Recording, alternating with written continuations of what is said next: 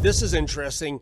MAID lobby group pushing for the assisted dying of, quote, mature minors. Mature minors? That kind of sounds like jumbo shrimp to me. Isn't that a bit of an oxymoron? I mean, either you're a minor or you're the age of majority, aren't you? It's nice to see this hitting the rest of the press, but this we've been talking about, especially in our documentary on MAID. We've been talking about this lobby group, Dying with Dignity, a bunch of ghouls over there. They've been talking about this for years. And if you think this isn't a possibility, ask yourself about the ability in many provinces, not mine anymore, however, in many provinces for children dubbed mature minors to self-sterilize. Jeez. Right. So you can do that in other provinces. You can't do it in mine because we're the most sane of the provinces. You are. But this is a thing. And the Liberals will adopt this because literally everything that Dying with Dignity has pushed in the last 20 years has come to fruition. It's just a matter of time. But you know what kills me, Sheila, is the hypocrisy here. They'll carve out a slice of this demographic, the mature minors. So I guess they're saying, well, not if you're 12 and 13, but if you are 16 and 17. No, they are saying 12. I want you to realize they're saying 12. Yes. Okay, then. What's their definition of immature minors, if you will? Because where I'm going with this is if you can carve out this demographic for special treatment, why not alter the Criminal Youth Justice Act so that 16 and 17-year-olds that are guilty of first-degree murder don't get mollycoddled by, what used to be the Young Offenders Act, right? Yeah, for sure. I mean, these people are trying to undo everything we know about the developing human brain, right? Like we know that your brain is still very malleable until you're like 25. That's why people in Alberta, I think it's 18 to drink. I think Ontario is 19. Is that right? Yes. And what the story is there, Sheila, once upon a time we had grade 13 in Ontario. Right. And so the government didn't want, hungover kids at school. Yeah, but grade 13 is now long gone, so it should revert back to 18, right? But it never did. Yeah, well, you can choose your country, like who runs the country at 18 for a reason, because we don't think you should be trusted with those decisions sooner than that. Like, you cannot get a tattoo until you're 18, unless you have permission of your parents. You can't get a piercing unless you're 18, unless you have permission of your parents. You can't vote. You can't join the military sooner than that, again, unless you have permission of your parents. But you can choose to end your life. Yeah. Oh, no, twas ever thus we had age restrictions. Liquor, tobacco, fireworks, pornographic magazines, right? Well, then again, you can get the porn in school right now in certain schools. Again, not in Alberta. Not in Alberta. The bastion of sanity. Yes.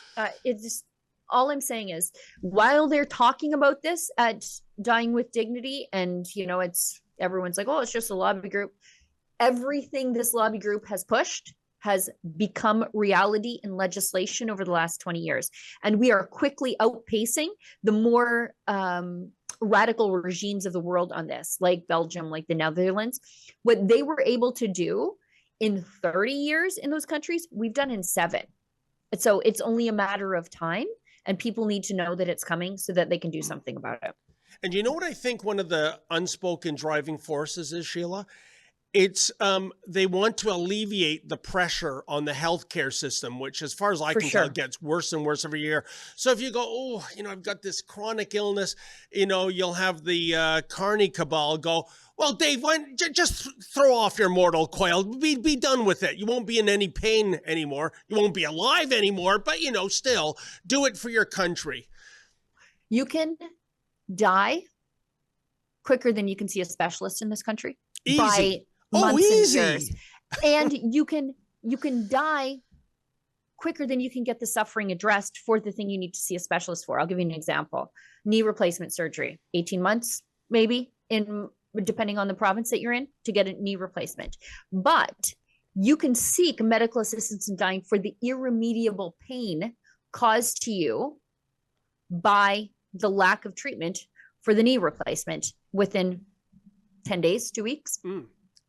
Well, as I said, Sheila, I've always thought about doing an undercover piece where I go and apply for MAID and see how quick it's approved. But my fear is once I sign that paper, when I say, oh, no, it was just a goof, pipeline. And they go, no. This ship has left the port. Nothing's stopping it. It's funny, but I feel like that happens to a lot of people. And they're being told, they're sort of being coached that it's their civic duty to do this. Yeah. Your family is bearing this burden, and your healthcare system is bearing this burden. And so wouldn't it be easier for everybody, including you, if you just weren't here? And I've talked to the families left behind, and they're saying, absolutely not. We'll bear the suffering together.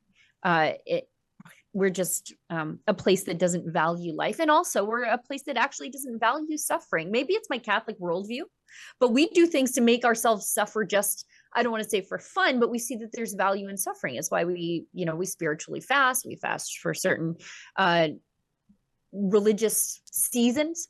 And, it used to be part of how society used to work, that, you sort of took on everybody else's suffering and bore it together. And we don't do that anymore. We're told that your family doesn't want to suffer with you. They don't want to help you. You shouldn't be expecting them to help you. Wouldn't you just be better off dead? We live in a society that values comfort over everything else. And I think that's probably a terrible way to live. It's led to medical assistance in dying and all sorts of lifestyle related illnesses because we just don't want to be uncomfortable. But Sheila, having said that, going back to this whole mature minors story, I think there's a profound difference of somebody, say, in their 90s, is cursed with all kinds of health problems. Every single day is pain. There's a difference between that and a minor who maybe they're depressed because they broke up with their boyfriend or girlfriend, and it's temporary, and they're healthy, and they're going to get over it with the passage of time. But now we're here rushing them into the suicide chamber. Sure. And again, I don't think that medical assistance in dying should take place for any reason. I think that I'm from conception to natural death kind of person. I also believe that there are times where you could choose to not proceed with care while also not doing anything to expedite the death of somebody. You know what I mean? Okay. But yeah, like kids, we realize that their feelings are transient. Yeah. And that's why we don't want to say, okay, well, maybe you're not just a tomboy, maybe you're a boy. Yeah. Because a lot of times the thing that they're blocking is the actual cure. Like you're blocking puberty, and puberty is actually the cure for why you're feeling so weird about yourself right now. And you're dealing with kids who their brains are just like a tornado of hormones, and it's causing all sorts of psychological and emotional issues. And time is the cure. Yes. But you're not giving them the time.